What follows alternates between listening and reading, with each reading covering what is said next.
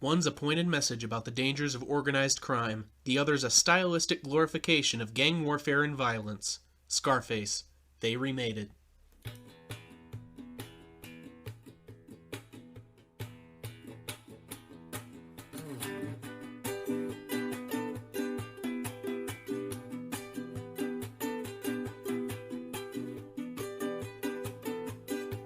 Hi, this is Jacob. And this is Stuart. And welcome to the first episode of They Remade It. Hey. Exciting. Yes, very exciting for us. I'm really glad for this because the last one was good and all, but it felt very businessy. Yeah, and there weren't any movies in it. Yeah, there are no movies. We referred to we made some references like, here's a type to think of for our various classifications of remakes. Yeah, I talked about Howard the Duck, I think. Yeah, briefly at least. Yeah, that's up there. Yeah, quick reminder, this is our show. They remade it. We're going to be talking about remakes of movies, and as the opener, shows you, Scarface. Scarface is the first one. Oh my god. It's already been leaked. But first, let's get this out of the way. The past week or so, how you been doing? What you been watching? I haven't watched a whole lot. Rewatched a couple classics. I actually saw Jurassic Park again, as I'm apt to fucking do. But yeah, just because I'm the little fanboy that I am. That's a good movie. I was aware of the Oscars that happened recently, 2018 Oscars, to firmly date us. Yep. Didn't actually watch it, as I never do. I never. Kirk Douglas, the man, the myth, the legend, looks like hell. You showed me an image of it. It was like, oh my god. It's like 101 years old. Like, there's so many people. You gotta respect that. I mean, yeah, there's so many people in Hollywood that don't make it past, 80. Mm-hmm. Like, hell. It's always surprising when you see someone live that long, like June Foray, when she passed. She was, I don't know the exact age, so I'm spitballing, but she was like 97, 98, and she was still doing Looney Tunes voices, for the new Looney Tunes shows that were coming out, so. Yeah, I mean, power to her. Yeah. God rest her. People keep working. Power to her, when she was live. Mm-hmm. Yeah, awkward. But, I kept up with the Oscars at least enough to know, Shape of Water did really well, and Guillermo del Toro, by extension, my current favorite director. Still haven't seen Shape of Water, I should say. I haven't either. I'm not even going to pretend like I have. Yeah, I haven't seen a lot of the big name ones. I saw Get Out, but that's about it. Yeah, I never do. Yeah. I never see the Best Picture nominees, usually. And it's not like I go out of my way not to. Yeah.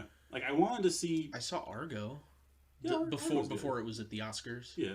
I wanted to see Moonlight from, last year, but never did.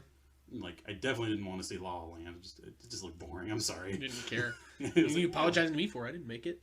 Well, I'm apologizing to the people who were probably diehard fans of it, for which there are a diehard La lot. La Land fans.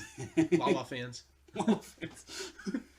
Jesus Christ. But yeah, that's pretty much been in my circle. Just me fanboying over Del Toro as usual. Anything in your circle? Not much. I've been working a lot. In terms of movies, I honestly haven't seen much, which is I'm already violating my New Year's resolution to watch like one new movie a week. But I saw Moana and Coco. I hadn't seen either. I saw them back to back. Still haven't seen Coco. About a week ago. I mean, they're good. I mean, I love the setting and the set pieces and the characters in Moana. Not a fan of the music. But I love the music in Coco. I really do. Still haven't seen, like I said, still haven't seen Coco, but I've at least heard a lot of the music. It's beautiful. Yeah, sometimes it's hard to.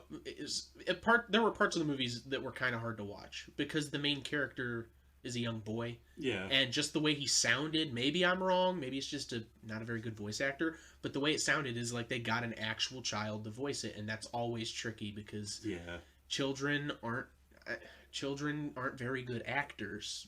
Yeah.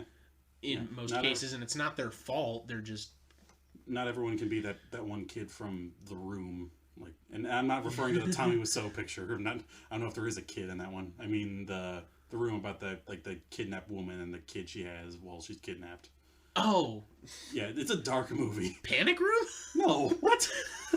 Is that referring to Panic Room? Yes, I'm referring to Panic Room. No, it was a more The Room was, I think it was like an more artistic piece that came out a couple years ago. And like there's this one there's a kid in it whose actor name I can't remember, really, really good, actually.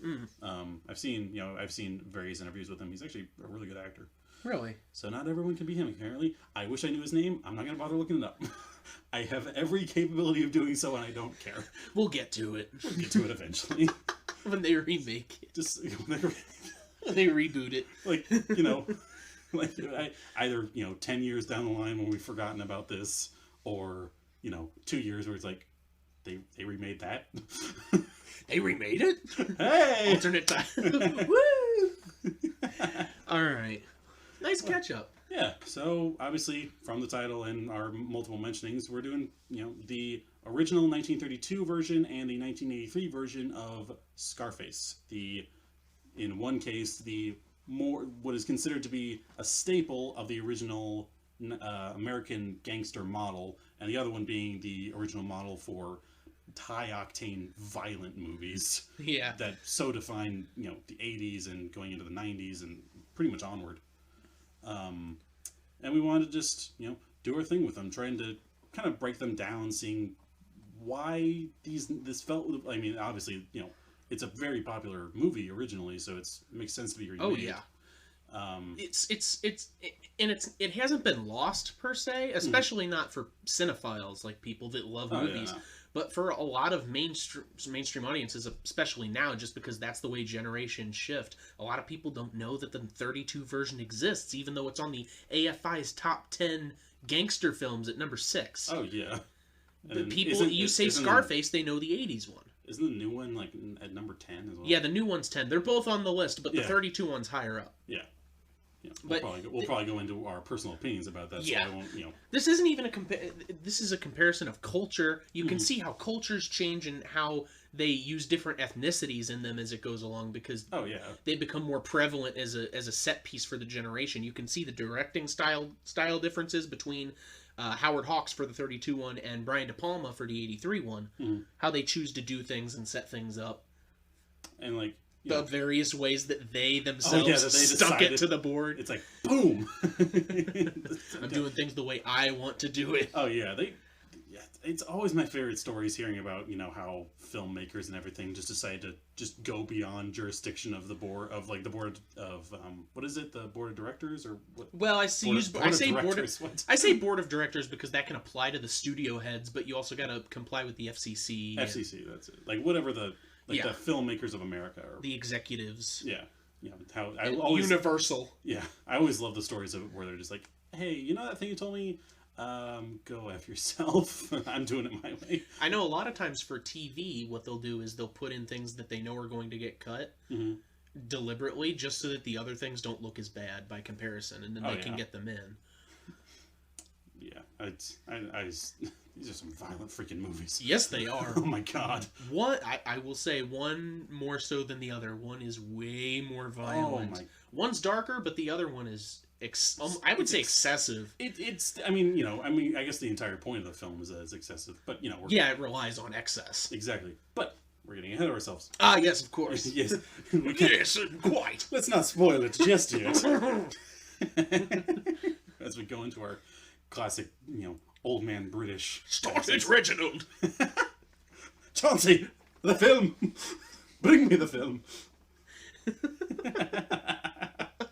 Welcome back to episode 1 of The Studio has redone the picture! So, getting it started right off the bat, sort of comparing the different characters we have. Yeah. Different actors, obviously, and... There's a big 50-year difference. And mostly different names. Pretty much all the same characters are there. Yeah. You got Tony, Montana in one, Camante in the other, and he's played by Paul Mooney in the first one and Al Pacino in the 83 one. Minor differences, he's Italian in the original as the classic gangster model goes, and then Cuban for the Miami setting of the 83 version. He's Cuban, man. Cuban, man. Even Al Pacino is very much not Cuban.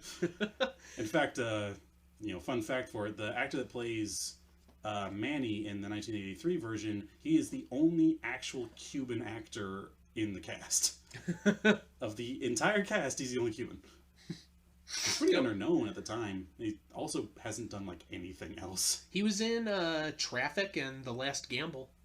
I know neither of those. So I know. I think he like I looked up on his IMDb. I think he showed up on the series Ray Donovan, which I at least know of, but that's the most I can see. Right. So But we got named Stephen Bauer, by the way. His name's not Stephen Bauer. His name's not Manny Rivera. Yeah, no, that's his name. I don't know the names of people.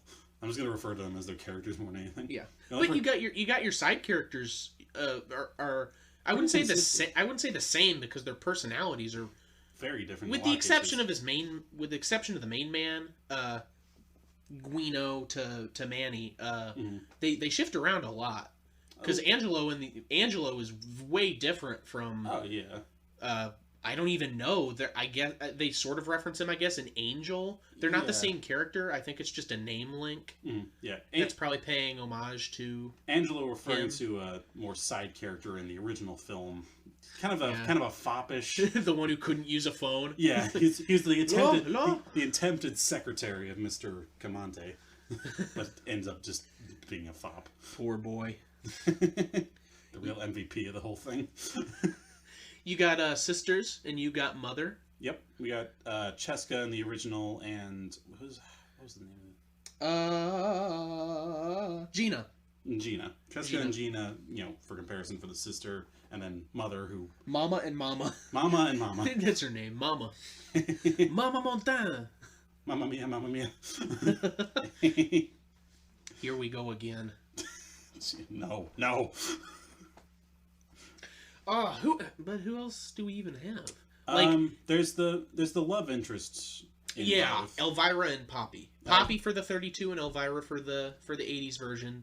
Not terribly different, but there's a distinct difference in how they incorporate themselves into the plot. Yeah. And like they represent a lust for Tony's character, but they do it in very different ways, even though they both show up and are standoffish. The way they evolve is way different. Oh yeah. Poppy 83 Tony marrying Elvira, and Poppy more than anything just being kind of a general flirt up until the end, where it really doesn't go anywhere. It's just kind of like she's sort of there. She's sort of there. I definitely like her more as the character because she seems a bit more down to earth. I wonder if that's supposed to be a parallel for to Tony's sister. Maybe. Because those are the two women that he interacts with, his sister and Poppy. Mm-hmm. And to a lesser extent, Mama. But she's like, you ruined her. She's more just a foil to everything you touch. Yeah. You're bad like you. God, I don't think Mama even shows up again, save for her one scene in the 1983 version. Right. She shows up. She shows up twice, at least in the original. Mm-hmm. Johnny Lovo, comparing him to Frank Lopez. Those are both Tony's boss. That ends up sort of contributing to his work, like sending him out on assignments and getting him upper rank. It's the first guy he's kind of ingratiated under. Yeah. Or really, I guess in the first movie's case, the only guy he's ingratiated under. He has who's the Bolivian drug dealer? Oh, I don't remember his name. Omar, that was it. I think. I think so. I don't. Omar was either him or the other guy. You want to check real quick? Yeah, I'll check. Going off of that, while he looks at that, the 32 one had a lot more characters just in general because the way they compare that are integral to the plot. Because there's a lot of fluff characters in the in the newest one. Howard Hawks' movie has Ben Guarino, carried directly over from the book, the Armitage Trail book, and he is the main police officer on this case, not the chief, but sort of one of the head inspectors that deals the most with Tony and his interactions, and he's directly integral to not only the plot but the ending. Oh yeah, both of them, the first one and the cut ending, and he's not in the new one at all. There's not even a real link to Guarino's character because the cops don't play any role. Oh yeah, the cops are all but absent. There's a bust that the feds do. But that kind of more just sets up for the ending. Exactly. All of his dealings are less to do with the cops and more to deal with the drug cartel. Mm-hmm. And also in the original one you have Gaffney, and O'Hara, though O'Hara doesn't share a lot like screen time for the movie. And those are the rival gang, and I guess you can parallel that to the drug cartel, kind of. Did O'Hara even actually show up on screen? I don't think he ever does. I don't think so. No, yeah, he's just he's actually killed off screen. Yeah. But that's kind of the relation for that. And also, it was Omar. It is Omar. Okay. Yes, it is Omar Suarez. Wanted to double check with that. And Alejandro Sosa. Alejandro Sosa in the 1983 one. He is he's the one that sends Tony on that assignment to keep the word on his deals from getting out. Right. Yeah, but that kind of that leads us nicely, at least, into the difference of setting between the two. Obviously, obviously the characters pretty much stay the same, but their main difference being one is set in 1930s era Chicago, right? Yeah, 1930s era Chicago, and kind of based off of a lot of different crimes of the era. The other one in the 1980s of Miami. Yeah. Right during the not just Miami. There's globetrotting in this one. Yeah, it goes all over. Everywhere. Like they go to Bolivia, they go to New York, and obviously back to Miami. It's just in the 30s when there's a period of time where he's gone, but they don't care. It. Yeah. They don't really show where he's going. They talk about it, but it doesn't really matter specifically where he's gone. It's just the fact that he is gone. It sets up a time difference, because that also sets up events that transpire later on down the road in the movie. Right. But yeah, the big difference between these two is the setting, because that kind of lets everything else grow from it. And I think you mentioned the 1983 version was actually meant to be in Chicago, but from what I've read, it was supposed to be in Chicago, but there were some budgetary issues. Yeah, and so they stuck to Miami, and actually, I guess it kind of evolved, a different story from that. They kind of, which is actually really impressive when you think about it. Yeah, that they took a completely different political spin on it. Which I'm glad. I would rather have this than a direct remake. It wouldn't work unless it was a period piece. Yeah. And that's not really a De Palma thing. Yeah, and I'm trying to imagine the kind of stylistic thing they went with the 1983 version, but they kept it in Chicago. I don't think they could pull that off. It would be strange, to say the least. Just the whole, vibe of the city is much different than just the entirety of Miami, having been there myself. Well, if you sort of think about it too, the 30s, Chicago gives off a very dark 1930s vibe. Oh yeah. Just the fact that the city, if you go there now and see those buildings, it gives off a 1930s vibe. You go to Miami, it gives off a 1980s vibe. They are the perfect settings. Miami is basically like if you took one of those World's Fairs, the World of the Future Fairs, and it like grew into a city. That's what Miami is. And it feels like that all the time. They're great set pieces. Oh, they're amazing. For their respective movies, and they really paint a picture of the time that can't really be broken. Yeah. It's really impressive. Mm-hmm. I mean, I love the style of the 1983 one, but I think I also just love the grounding of the original. Mm-hmm. So, yeah. I gotta say, it's easy to say, but I like the shadows and the darkness that play into effect in the 32 version. And you have to be careful when you're talking about black and white movies, talking about shadows, because it's really easy to do shadows in a black and white movie. It's so commonplace that people do shadows well, and the director's probably just like, I didn't even mean to do that. But you can feel it more so in that movie that it was intentional and not just a product of the time. Oh yeah, with the shadows and the darkness and the silhouettes in some scenes, like they serve a purpose for being there. It's not just because it's in black and white that you notice it. Yeah, so much of it is kind of meant to be kind of restrained in a way. It's kind of a way of obscuring things. It's meant to be a dark tale of violence. Right. They play with shadows too. The first kill in the 32 version, you only ever Paul see Mooney kills silhouette. Louis. I don't know the actor, but Louis Castillo or Castillo. It's probably two Castillo. L's. With Italian, it's probably Castillo. Okay, you know more about that than me. I mean, Anyways, they do that entirely through shadows. Yeah. They use the shadows for that. So, and I mean that's also a way to get around showing violence on screen because it was a lot stricter at the time, but it's still utilizing that to its advantage. Yeah, but I think that leads us nicely into kind of talking about, we're going to probably break down a bit of the plot comparisons, The very opening of the 1932 version basically leads right into a murder. It's this big party. The original MVP character for me, the janitor, it's going around afterwards. It's just like just sweeping up this classic, early 30s party where it's, all these white streamers and everything. There's like the party hats and all that sort of stuff. Very much grooving and boozing that you'd imagine, that sort of thing. It goes off, a couple of big time gangster guys are talking about, all the various generic stuff that they talk about. The gangster things. Hey, you do that gangster thing? Yeah, I do that gangster thing. I'm a gangster. And then he gets shot. Yeah, he gets shot. This guy. Can you believe it? His name is actually Big Louie. Was that Big Louie was the character. Big Louie was a big boss character. Big Louis. Large Louis. Rotund Lou.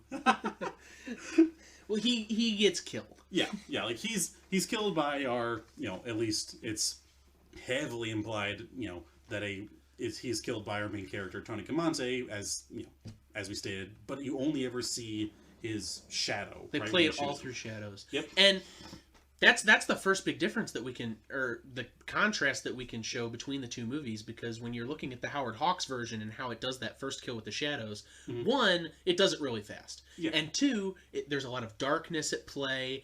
It shows it through the silhouettes, and you hear the whistling, which is his signal, which I love. It's that haunting whistle. I wish I knew what the song he was whistling, or if it's just a little tune he has in his head. I don't know. Which I feel like that would be even freakier if it's just some tune he always has going, because the dude is insane, as later scenes will show. Right, but you have that, and then you look at the '80s one, which takes a long time to start up. Oh they get put into what's it called? Freedom Town. Yeah. Freedom Town. It's like starts out. The whole movie starts off with like a 5-minute newsreel. Just Dateline for to kind of set up the situation. Credits over boats full of people wearing like colorful, vibrant clothing. Like all the banana boats bringing people over to Cuba. Right. And that political prisoners and everything are allowed to come to America. And that first kill. That goes by like quick once it gets to it. It's there is buildup and there's chaos because it's like a riot going on and he's running around like frantically and then just bam. It's just like he runs out of thing and then all of a sudden Tony gets him from the back. Yeah, Montana just comes in and like he doesn't get him from the back. He just kind of sucker punches him like with a knife. He kind of walks out the tent. Isn't he facing the one way and from the other side comes in Tony and then he turns around? Yeah. Yeah, so he surprises him. As like, man, he's yelling Libertà. Yeah. Which for a little bit I thought that was going to end up being kind of their equivalent to whistling, is like someone saying Libertà or something before their kills, but it's like, nah, they're not that deep. He doesn't really have a thing outside of going crazy. Yeah. I mean, yeah. Fair enough. He just gets mad. He's mad all the time. Even when he has everything, he's mad. Yeah, there's never a point when he's really... I don't think there's ever a point in this movie where he's genuinely happy. Maybe when he gets his green card. But yeah, like the original opening versus the new one's opening really just immediately establishes the big, not necessarily thematic differences, but even just the cinematic differences between these guys. Because the original one, as many older movies are, there's basically no music at all. It's basically all silent, save for Camonte's whistling and just that single gunshot, and then boom, it's over. Right. Whereas in the newer one, it's loud as music. It's like that classic 80s music, like the kind of build up thing meant to kind of really put everyone on edge, and it's an assault on the senses by comparison. That's not even a style thing too. That's like a period thing. Yeah. Like a lot of movies from those time periods you can compare, and I think that's a big culture difference. but it sets up the tone for the rest of the movie mainly too, because it's so calm and reserved for the Howard Hawks Scarface in how it does things. And when I say calm and reserved, I know what movie I'm talking about. Yeah, it's like... But the way they do the big kills, I'm not even considering the drive-bys because that is chaos. But the important characters, how they do them in and get rid of them, there's a lot of quietness. There's darkness, there's shadows, and it's really dramatic. But in the 80s one, it's chaos, it's vibrant, there's things everywhere, there's blood, which adds red to like blue and yellow backgrounds. Yeah. It's crazy. Yeah, that's kind of a very distinct thing, like you mentioned, just of that period. If there's one thing the late 70s and 80s does well in movies, it's chaos. Like one of my favorite scenes, one of my favorite movies really, in Trading Places, is that ending scene where they're on the trading floor and you're just watching, Dan Aykroyd and Eddie Murphy genuinely trying to like act like, traders and everything, and it's insane. They're getting like jostled around, they're tossing paper and everything everywhere. The whole scene just exudes this kind of energy that you don't get in older movies older than it, even nowadays. Like nowadays scenes feel very choreographed, where it's still chaotic but don't have that really raw feeling that a lot of these older movies have. And I wonder if that plays into a bit of the comedy that we feel with the 1983 version, because chaos is inherently funny. Yeah, exactly. And especially the way it's portrayed and just how insane it is in this one especially. Right. It being over the top definitely helps, but I think the chaos it does add to some of that as well. Yeah. And of course, we have a bit of that in the original one as well, during, as you mentioned, the drive-by scenes where, where Comanche's just going to town, just dozens of murders just driving by. It's almost like excessive even by like modern standards. Like when more and more I think about it. Too much. It's like, Jesus. It's like people crashing in the roads, people dying in the middle of the streets. My God. Mass hysteria. Mass hysteria. The humanity.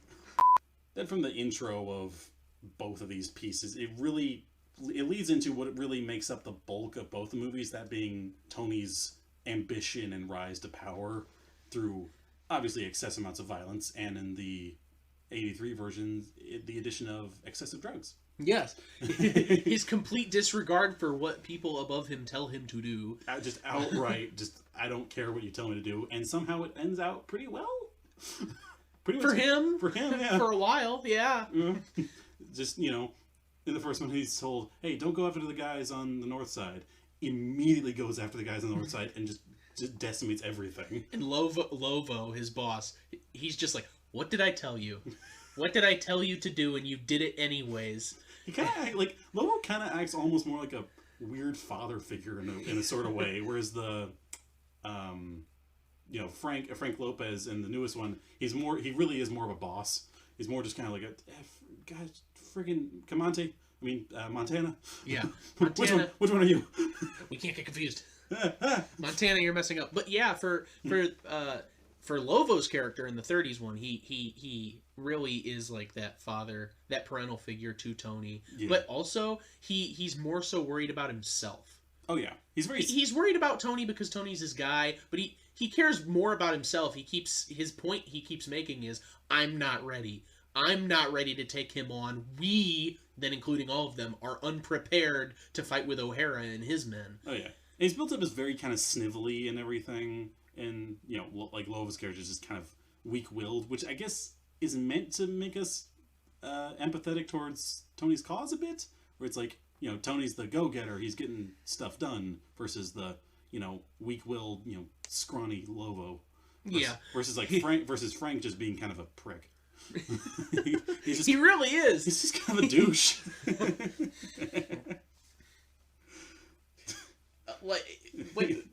So he's doing, if we cut to that, they're both Tonys are doing all of these things for their respective bosses. Right. Whether it be drug trades in the 80s one, going and meeting whoever Omar Sosa, whatever, in Bolivia, yeah, for these drug trades and talking about business and corporations.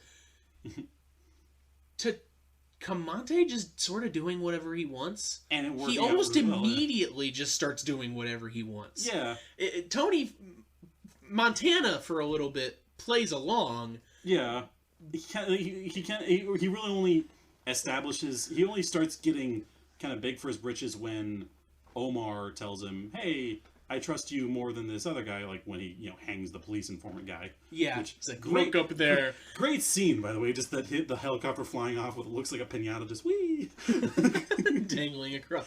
Just flying across the sky, dangling from a rope. It's so ridiculous, but awful. Like, yep, that's what happens.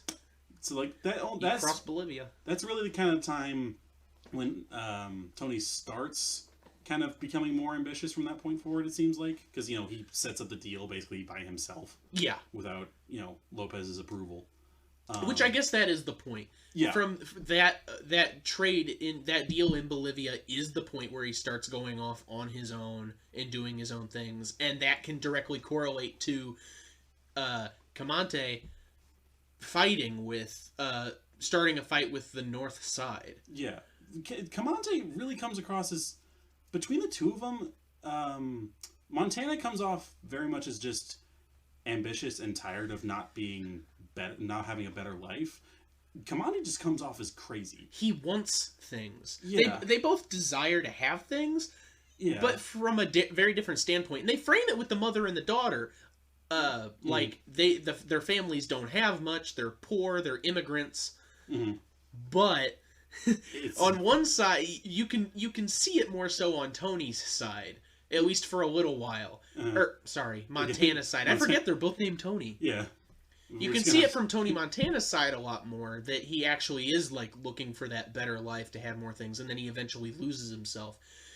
Camante, you can barely see that. He just like immediately, like he's so smarmy and smug with the police. He's just, it really does count. Like he's an asshole. He's an asshole, and just like it really just comes across as outright psychotic in some cases. I mean, obviously Montana is nowhere near a full deck, but it really just kind of comes across as with Paul Mooney's acting style to play Camante, it really just comes across as cold and callous, and just anytime he's smiling, it's more for he's laughing. It's kind of more like a smile of laughing at his own joke more than anything, rather than he's enjoying himself for any other reason. And none of the other characters in the movie are ever having any fun. They're all playing catch up. Like, why are you having such a good time? Yeah, they're all just getting whiplash from Camante doing these crazy things. Whereas Montana, like he has Elvira laughing in the car, and they're out on the beach that one day and they're having a good time. Really random scene, by the way. Right. There's a lot of him actually having fun with other characters, enjoying deals. I don't know. He seems to be a part of the joke. Yeah. Whereas Camante is like he's pulling the strings the whole time. Yeah. It's Montana acquires the strings. Yeah, he gets them after over time, just through his own desires. But Camante just decides, I'm doing this my way, and it just happens to not blow up in his face. It actually ends up working out pretty well. Yeah, a couple assassination attempts notwithstanding. There's a little bit of blowback. Because he kills O'Hara. Yep. Lovo's like, I told you not to kill O'Hara, and then Boris Karloff gets pissed, and he goes on a rampage. Good old Boris Karloff for what little time he's in this movie. Karloff's character. That's the actor that plays Frankenstein, by the way, in the original Frankenstein movie. Plays Frankenstein's monster. Frankenstein's monster, I should say. Yes. Yes, thank you. He plays Gaffney in the 32 Scarface. Yep. And he's underneath. Like the underling of O'Hara. Yeah. The North sort Side of like boss. a direct underling to him, though. Yeah. From what I could gather, Gaffney is to O'Hara as Camante is to Lovo. Yeah, that's a good point. Yeah. Is there And they both end up doing the same thing. Like, eventually Camante gets rid of Lovo, and then he usurps his position, whereas on Gaffney's side, he usurps his position, but he's not the one responsible for O'Hara's absence. Yeah. To put it lightly. Of course, then and then Gaffney tries to retaliate for O'Hara's murder, doing this massive drive-by scene through a cafe. Great scene, by the way. Just some wanton destruction that you don't get very often in older films.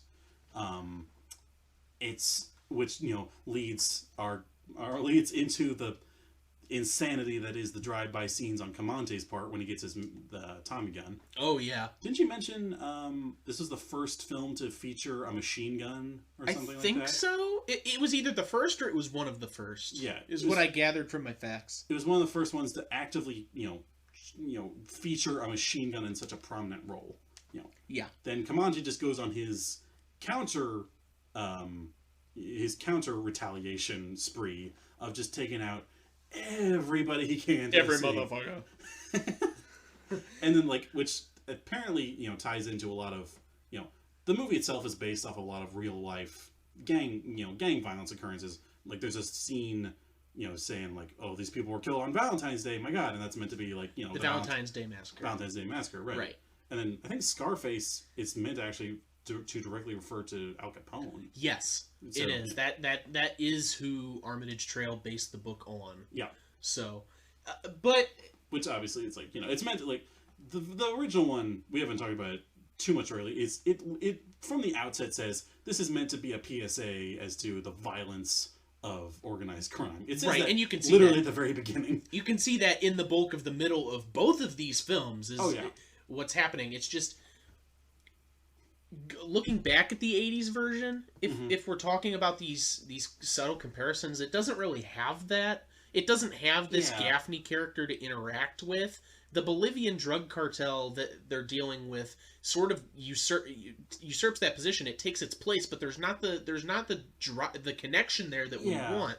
I feel the only kind of connection is I felt the Bolivian drug cartel people seemed like the only other gang force that's as opposed to either Tony's gang. In Montana's case, this is the only other force that's actually directly opposed to him, right? Because the police aren't there. There's a few times the feds interact. There's that shootout.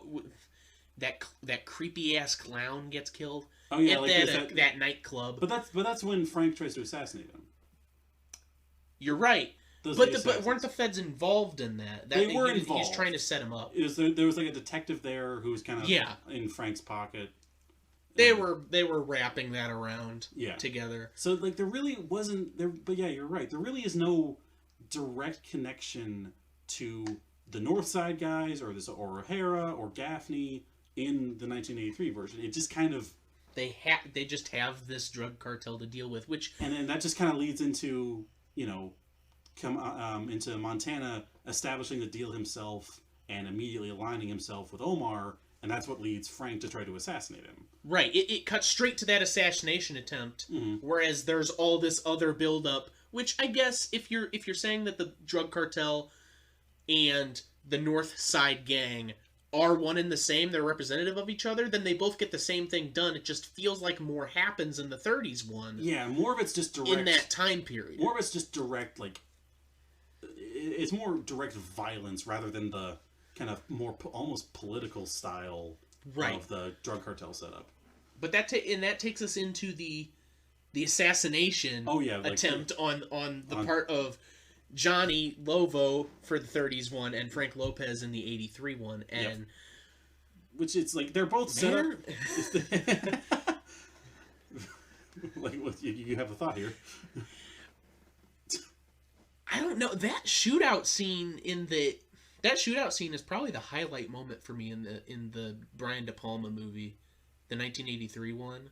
I guess so much is happening for such a long movie. It's the only part. It's the only point while I was watching the movie where I wasn't feeling exhausted or tired mentally. Okay. Even the ending, I was not hitting there, but I don't know. It had me on edge, and I was actually excited. I was like, "Ooh, what's happening? This is great." It was some good build-up. It's being in the whole club and everything. The weird clown, creepy clown that's performing. Set up as like a distraction or something. I don't know. It's one of the few times in which the 1983 one actually has some restraint. It's it actually takes the time. We're seeing the assassins lining up their shots and everything, and then the slow build up and then just this bang, bang, bang, bang, bang, really quick shootout. It's really the only time I can think of where it builds up that much versus, the immediate next scene where he actually ends up counter-murdering Frank Lopez. Right. But in the The 30s ones doesn't have much build up for the shootout. It's really just, Lovo being pretty obviously peeved that Kamante has gone behind his back and done all this violence and gotten so much attention on himself. And he is not happy. And then just attempts to kill him with a drive-by by some other guys right at his home, actually. It was wasn't it right outside his house? I think so. It was, or the office. Or like the office. Somewhere around there. And then, but then from there, both movies pretty much fall off exactly the same. It's one of the few times where it's like point for point almost exactly the same. It's Tony in both cases, hides out at some friendly building with a couple of his boys, and he has one of them arranged to call his boss to be like, hey, we didn't get him, so that he can catch him in the act and confirm he was actually attempted to assassinate him. The only difference being the detective was present in the 1983 version, who really held no major role in the movie. I'm trying to think of. I'm trying to think if there's any point he adds anything. Does he? Like I don't think so. Even the crap he talks about, it's more just like when he shows up in the club before the assassination attempt. It's basically just saying some generic stuff about, oh, you can pay me off and everything will be just fine. Or it's like, but then he kind of just shakes it, like Tony shakes his finger at him, and then kind of that's that. And then he gets immediately murdered in the next scene he shows up in. It's like, what was the point of it?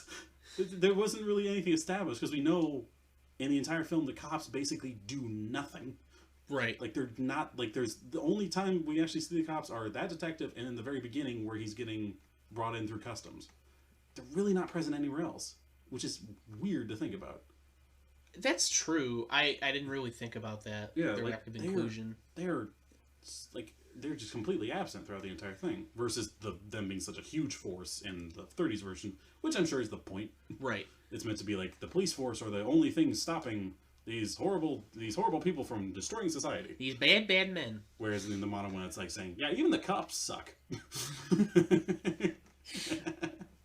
But taking us further into the assassination of the boss character, this is really where Tony gets his chance to shine. You see him as a character. This is the character's true personality, regardless of what you've seen throughout the movie, and this is the jumping off point for everything else that happens in both movies. It ties it up, and the way they handle it is so different, but also indicative of their characters. For Paul Mooney's Tony Kamante character, he approaches Lovo and he's like, hey, he's basically trying to get him to admit that he killed him, but it's a setup, because in both movies they have a guy call and say, hey, we didn't get him. We didn't get him, or something like that. And he's like, and then whenever they're like, oh, who was that? Like, the boss is like, oh, nothing, or wrong number, and then they know, and then both Tonys know, oh, you're lying to me. And that's how they get them. But the way Kamani goes about it in the 32 version, again, as we've talked about, is so subdued, and there's the whistle.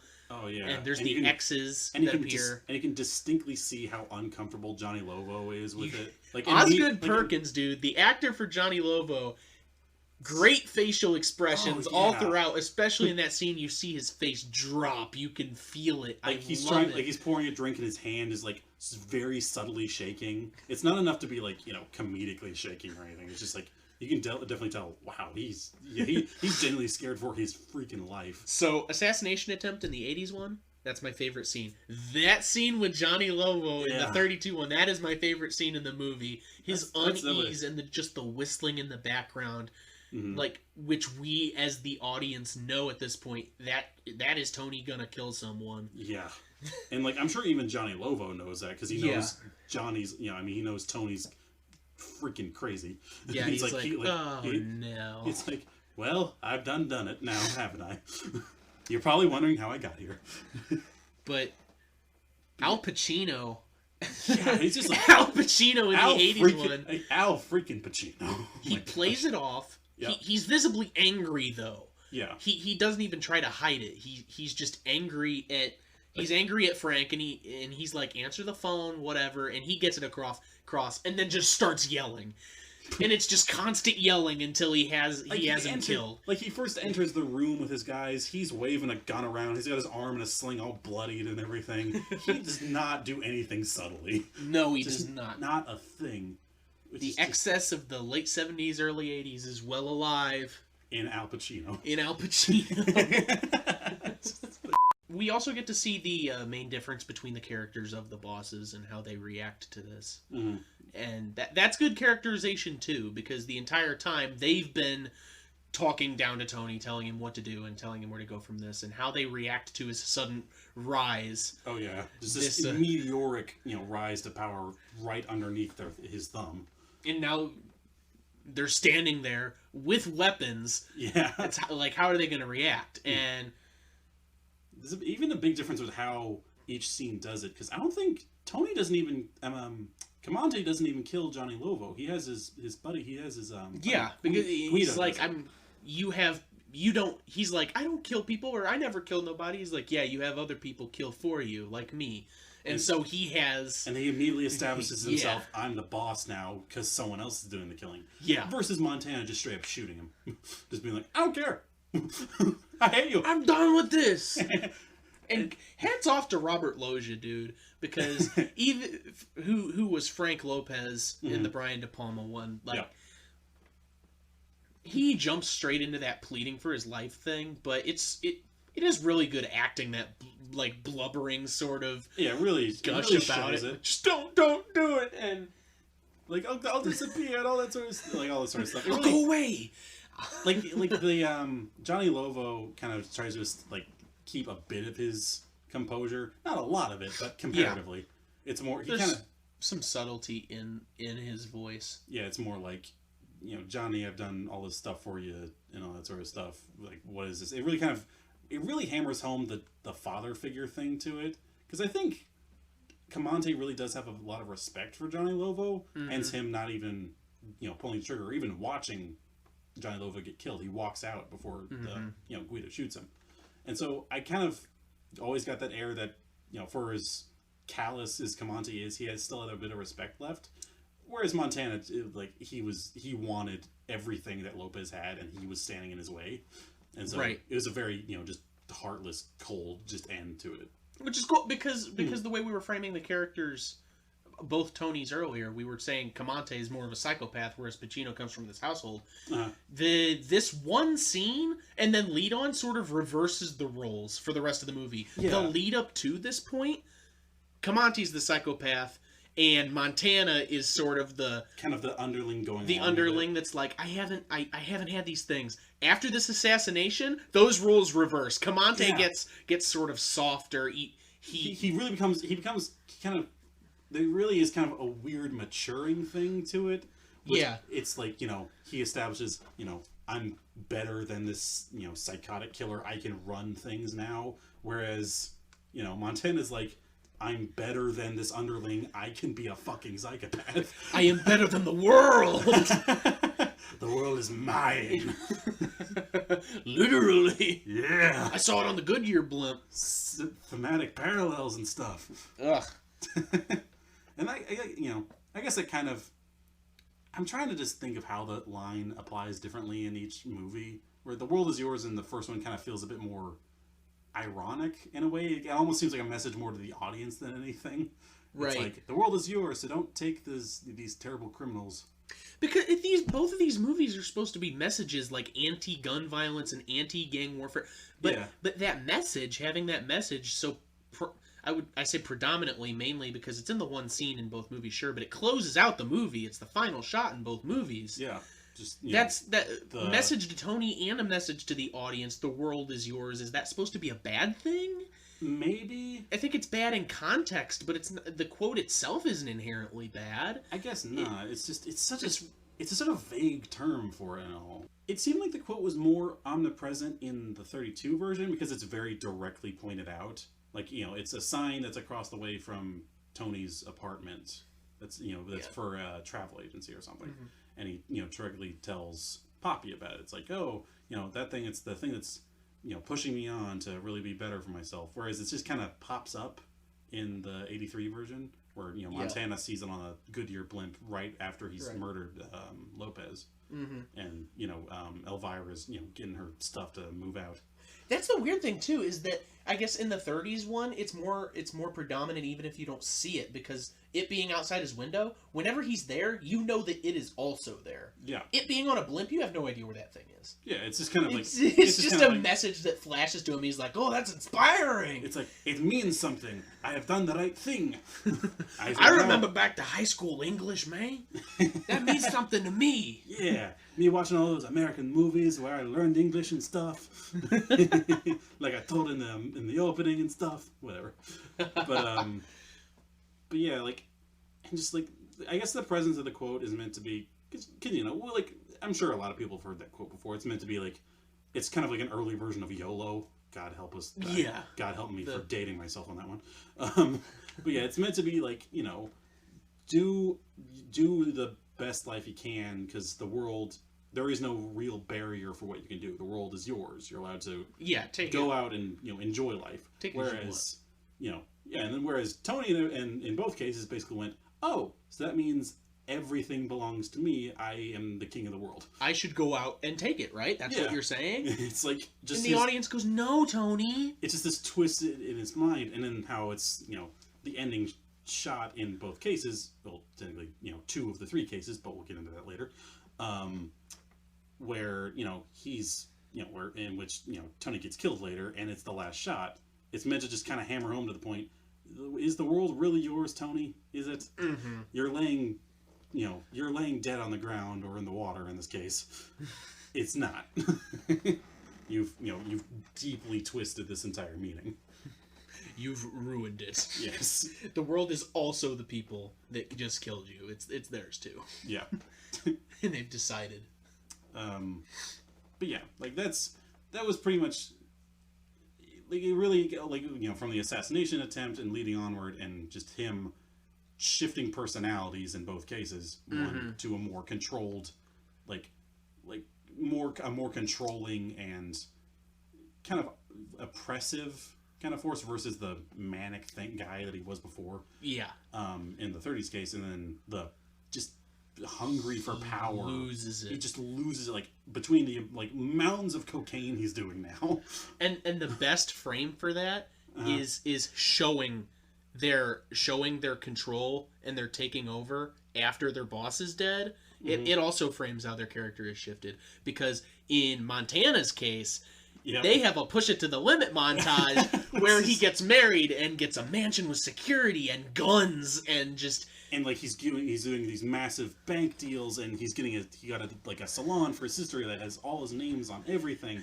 Power this, hunger that. He is living in excess, and you can see that shift in this montage. In the 30s one, in Camante's case, he gets his name on the door. And he's like, they scrape off Lovo and put Tony Camante there. And it's more like a, he's kind of like a more business mogul at this point. He's more just kind of like... It feels corporate. Like a scene from Wall Street. Yeah, it's like this is my office now. I'm in control. Yeah, it's like all these guys, like... I gotta give out severance packages. That's what I call the magazines I loan to my Tommy gun. Still corporate. Still corporate.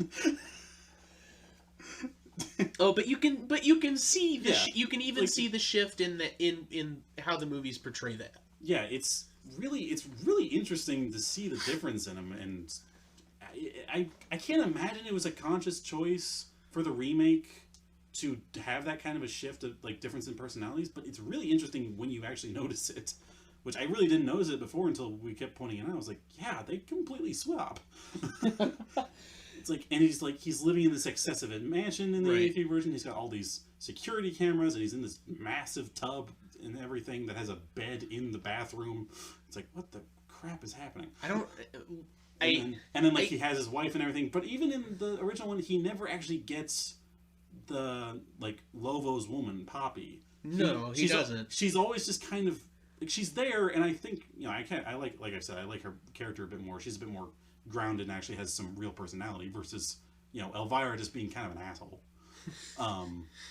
And so it's just interesting where he even doesn't even pursue her that hard anymore in the original one. It's more, I'm kind of in control and I'm doing better for it.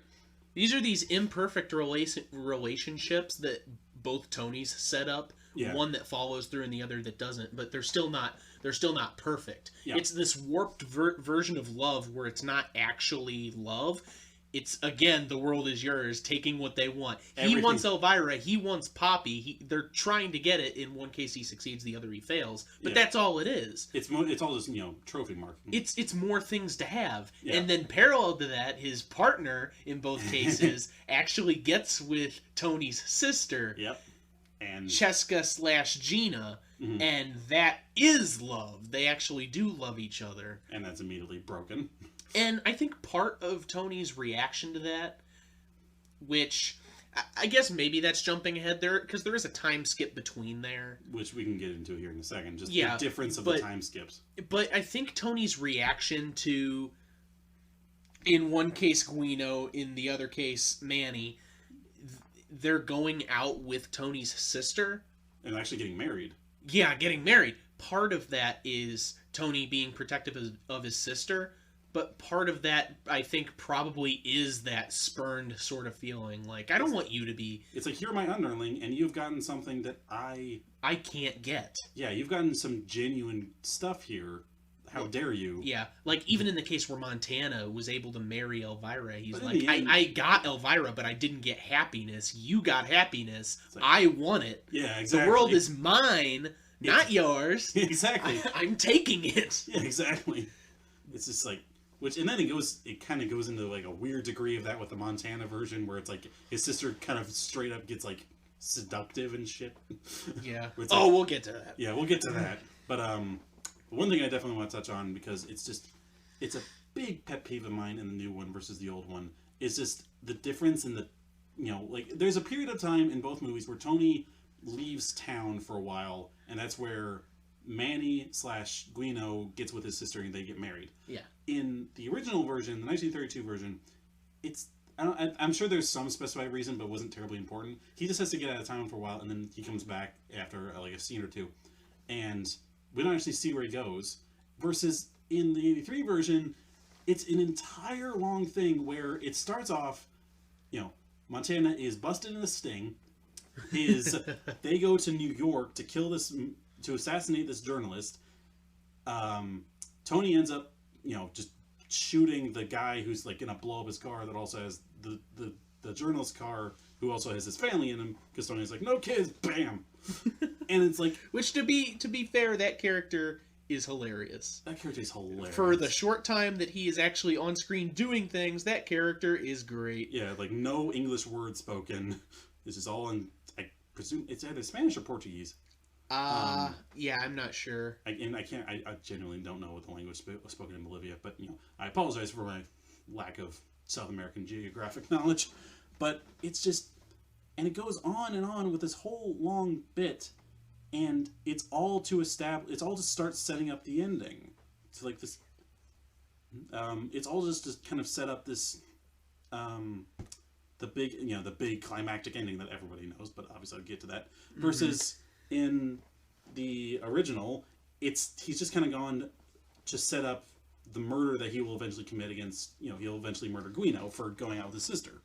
Whereas, when you kind of think about him murdering Manny in the new one, doesn't actually directly spur anything. It's more just to kind of show how much his life is breaking down at this point. Right. How immediately it's going to crap. Mm. Whereas it's the inciting action for the ending in the original. Yeah.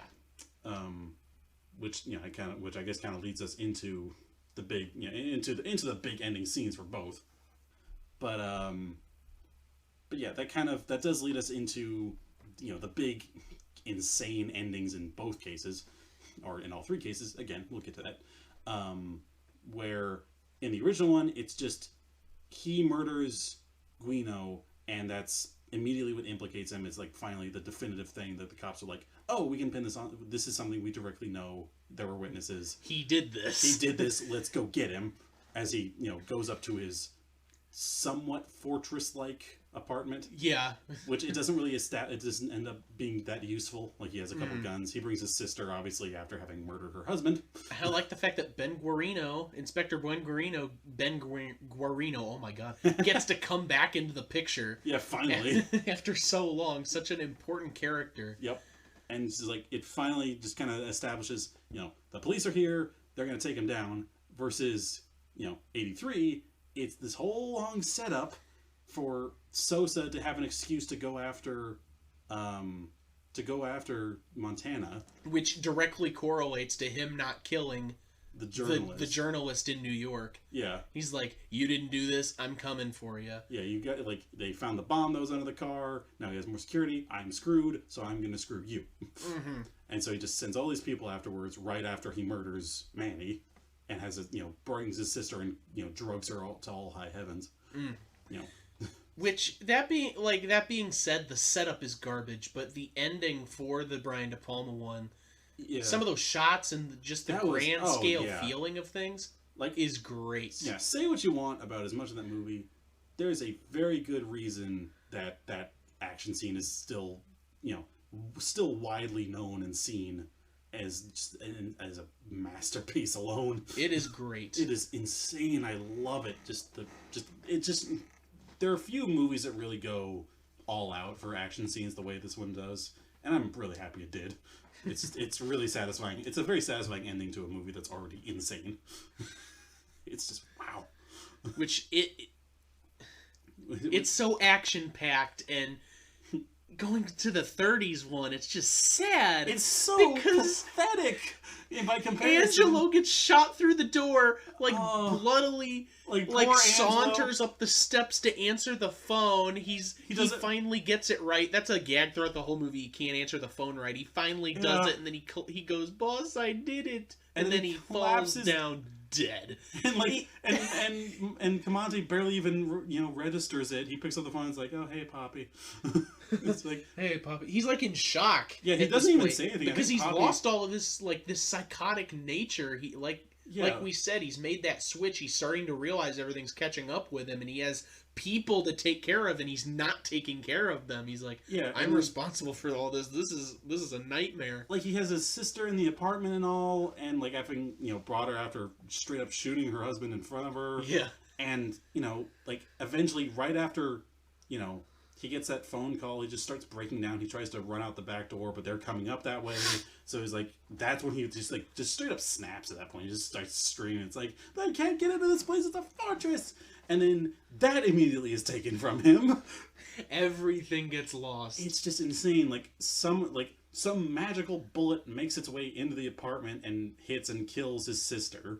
They have a really sad, touching last moment as she bleeds out from a stomach wound, and it's there's tear gas gets thrown into the room. He's calling out to the names of all the dead people he's been trying to help. It's like, Angelo, Cheska, where are you? It's Guino. It's just little boy. Little boy. He calls Angelo, yeah. Or Guino. Sorry. Yeah. But it's so beautiful, even if you're talking about the lead up with Cheska. Oh yeah. Because every time you see her with her mother, that's the mother. That's Mama Camonte's whole deal.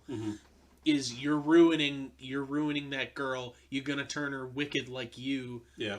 She's gonna be bad like you, and then that's the ending. She's like, we're going out together, and you kind of see this build up between in both movies where you see the sister at the club and where she's just macking on some random dude. It's you start to see it, but then it builds up to the end where it's we're in this together. She really has kind of come to his side, at least briefly. At least we kind of left that. See, now we're talking about this because now there's a difference. Now that there's an importance. The sister, we sort of mentioned, has an impact on Tony's character, protective or whatever, and going out with Tony's second man, second in command. But they're pretty much just the same character in both movies. Actually, they're really not. If you remember in the very beginning, they have a pretty harsh relationship in the very first scene they're with. His sister, Cheska, wants to be in the life that Tony has at that time. She's like, why can't I go out and do these things like you're doing? It's shut up, you stay with Mama.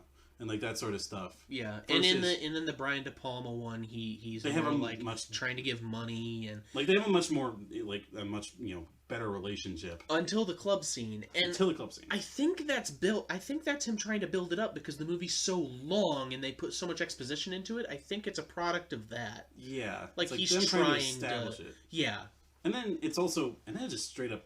It's almost kind of a mirrored relationship that they actually have. It's another personality swap. I just realized it's she starts off harsh, not liking him that much. That in the 30s one ends up ride or die. Yeah, and emphasis on the die. Even after the death of Guino, her husband, goes ride or die with it at the end.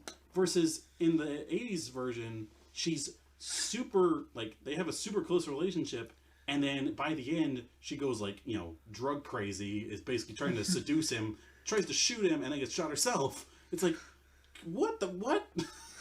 She's gonna be with Manny now. Yeah. And in that drug-fueled heaven. Talking, and going back to that, I don't know, Paul Mooney's breakdown in the 30s Scarface is beautiful. Oh, just in how he's waiting for these characters. He's sad, he tries to escape, but he sees what's happening. But you go to the Al Pacino one, he has... Like we said, he's psychotic now. He has no remorse. There's a slight thing where he mourns Manny. He mourns killing Manny as he's doing coke. I don't buy it. Yeah, it doesn't feel right to me. I think that could have been left out of the movie and it'd still be the same thing. Yeah, he barely seemed affected by it. And I didn't mean to give... And it doesn't affect our perception of him either. Yeah. And I didn't mean to give the 30s one obviously isn't meant to be this big action-packed thing. It builds it up to kind of be, but I think that's almost the point. It's he's built up this whole big arsenal and everything, but then he immediately realizes, my God, this is horrible. I've done terrible things. My family, my friends, they're gone at my hand in a lot of cases. Mm-hmm. And versus in the new one, he's just he went crazy to the end. He says the famous quote, and it's say grenade launchers a door. Say hello to my minuscule friend. It goes crazy, which is, I like both these movies so much for their each respective endings. The original one, which I suppose I should finally say it at this point, the original one does actually have two endings. Yes. It's, we probably want to go into that at least a little bit, but there are two ending cuts, one of which at the end of, Camante runs down the stairs and gets cornered by Guarino and basically gives himself up, but then immediately runs past him out into the street, and a police officer sees him running and shoots him and guns him down. And that's the end. It has him lying on the ground. Yeah. And the closing shot is literally just the shot of the world is yours outside of the apartment. It goes up to it. It leans up to it, then it straight cuts to just a hard, just straight frame of the sign, and then it just fades and ends. Yes. But then there's the secondary ending, which you mentioned before when we were talking before we started recording. It was so quick sidebar story time for this. I'll do it as quickly as possible.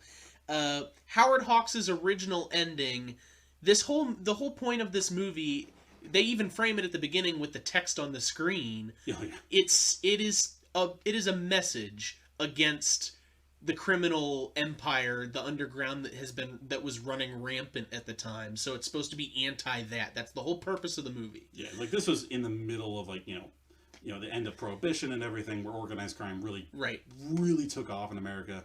And when Howard Hawks was done, they didn't feel that the ending to the movie actually accurately captured any sort of the original comeuppance for Tony's character, for Tony Camonte's character. So they wanted a new one. So he made a second one. The second one being he gets trialed. There's a judge on screen for 2 minutes talking about what he did. We never actually see Tony again, or Tony's actor after this point. You see him walked out the door by Guarino, but after that we just see the judge talking to Camonte, but really he's talking to the American people about organized crime. Right, and you see the gallows. You see just these three guys doing the three guys cut these strings and then straight up hang him. And you don't even see the hanging. The last shot is them cutting the strings and then it fades out. And then looking away, sort of. Yeah, just being it's so strange, but in a way I kind of love it. Because I think for the tone, I think it works out a bit better. Right. But I think cinematically it very much is better when he's right. just shot in the street. Like, that's a better ending shot. But to sort of summarize the story, or else you'll be like, well, why didn't they go with that ending?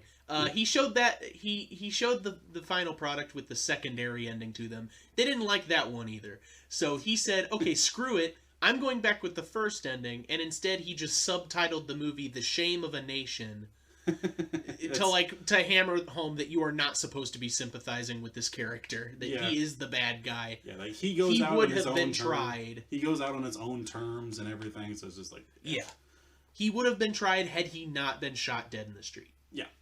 So that was, I felt like that was pretty interesting. But then let's juxtapose that to the holy oh my god ending that is the 1983 version. Al Pacino standing at the top of his Mount Olympus, a god, taking bullets and not dying. Literally standing over a model of the world that says the world is yours.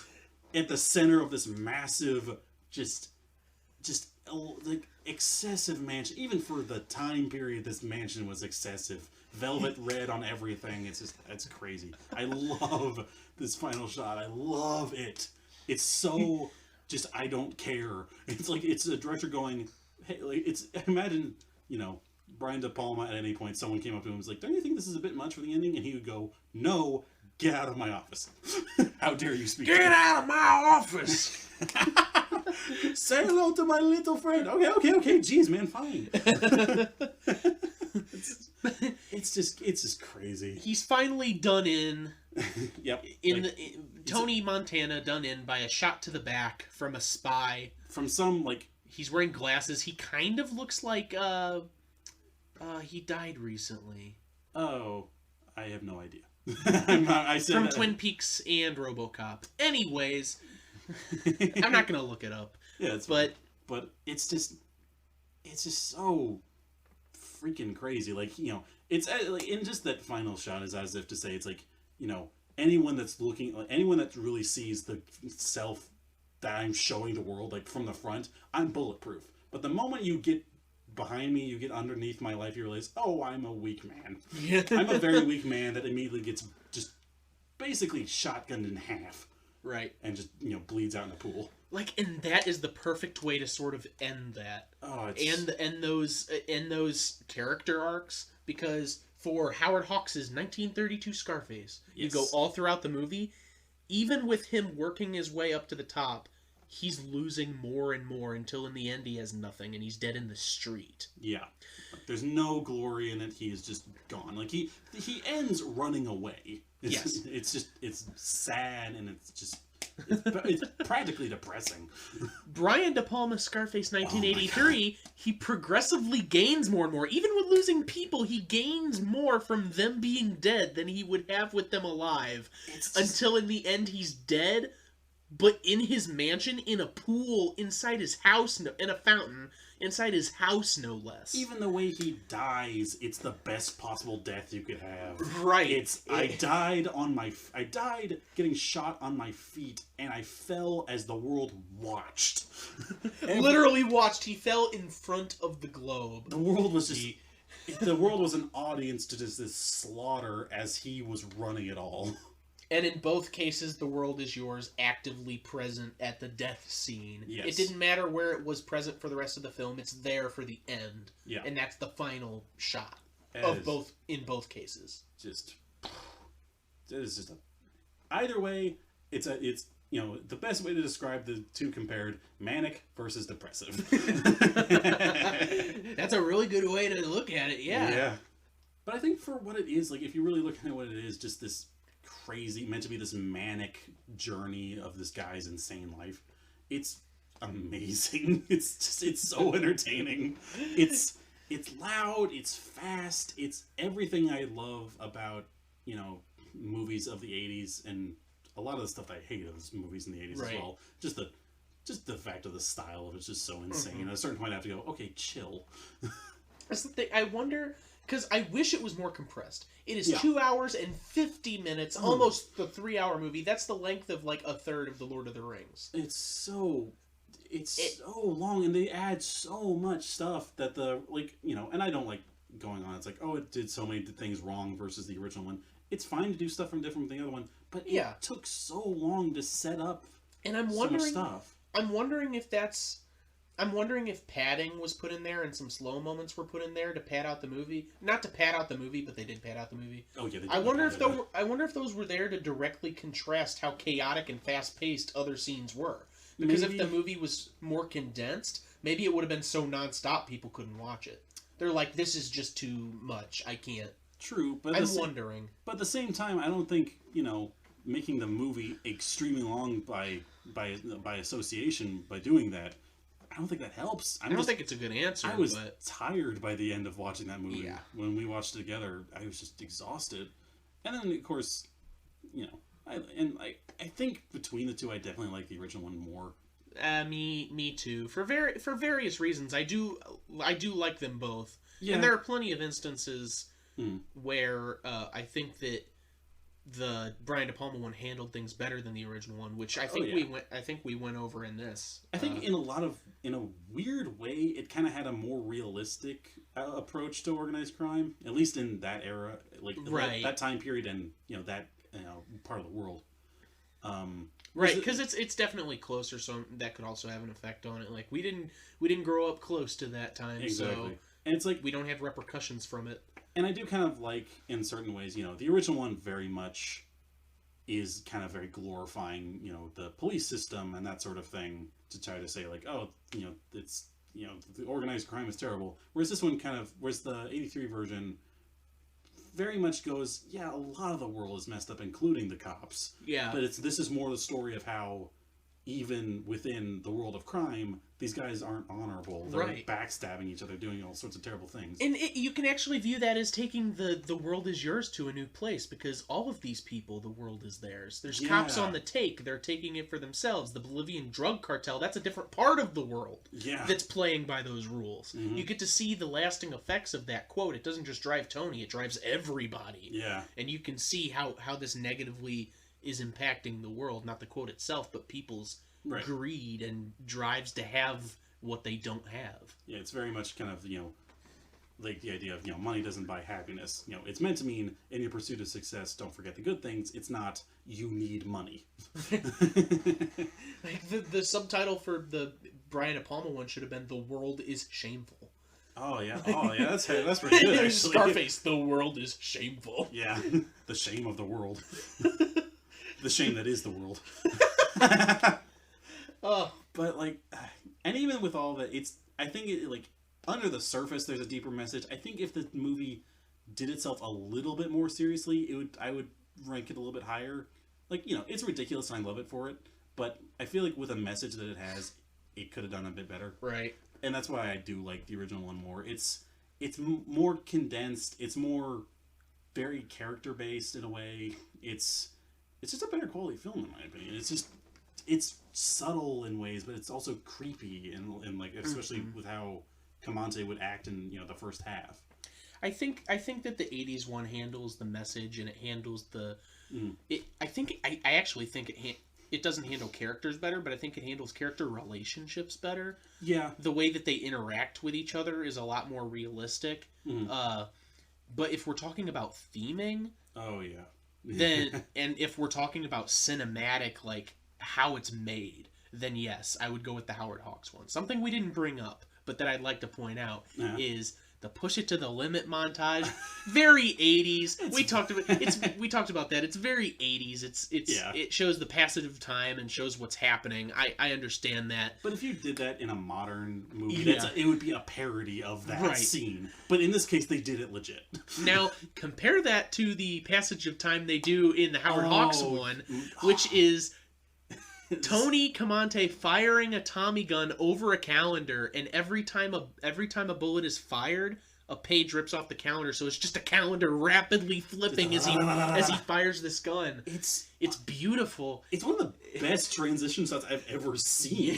It just comes out of nowhere as well, because it's a good film. It's talking about it's a very, very well made film, and then just get this one little shot just comes out of nowhere. It's like, this is just very high quality. Right. It instead of just This is what's happening through the passage of time.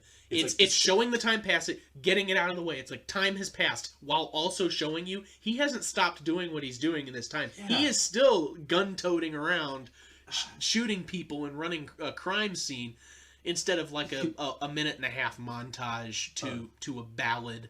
Yeah. Final thoughts.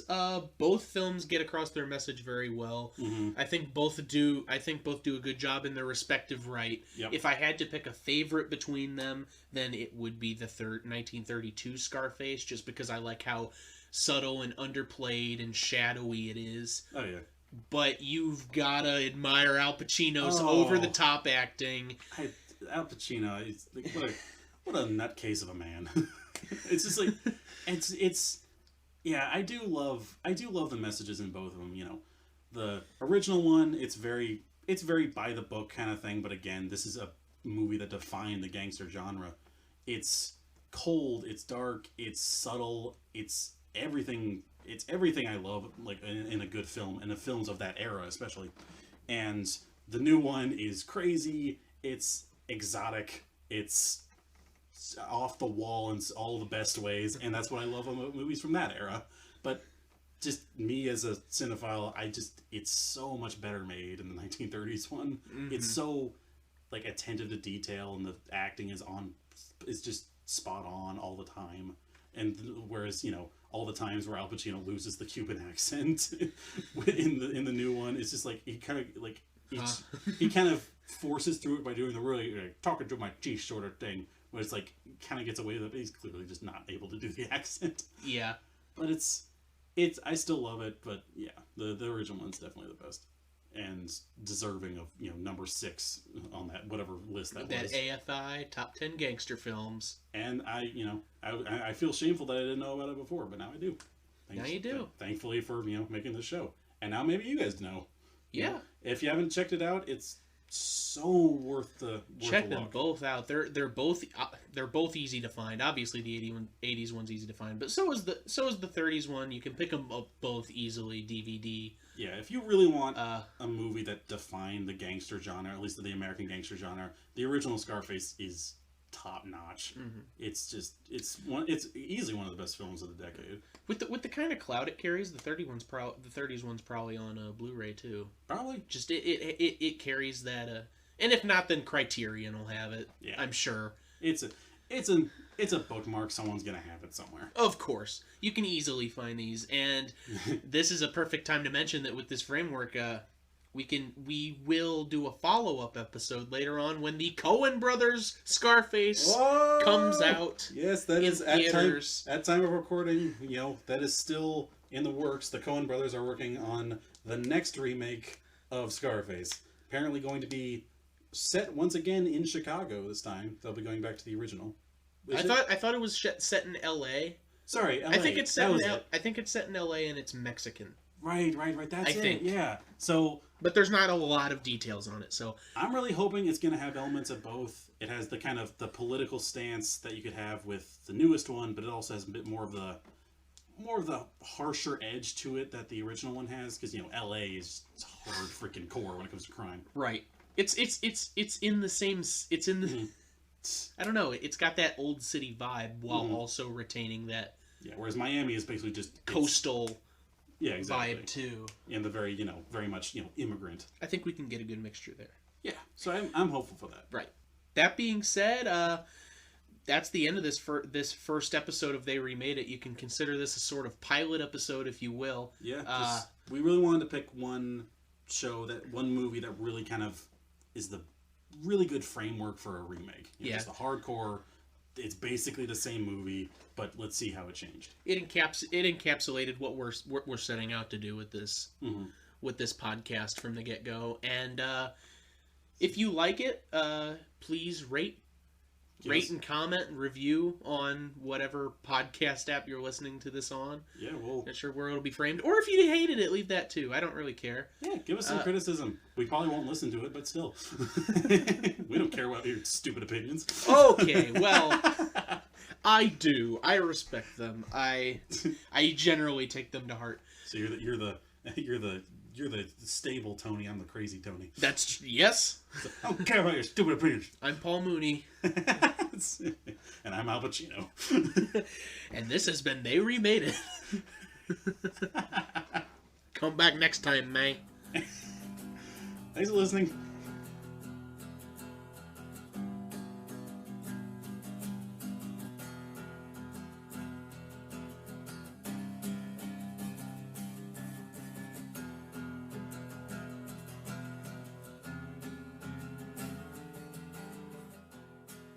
Manny, look at this pelican flying. Come on, pelican.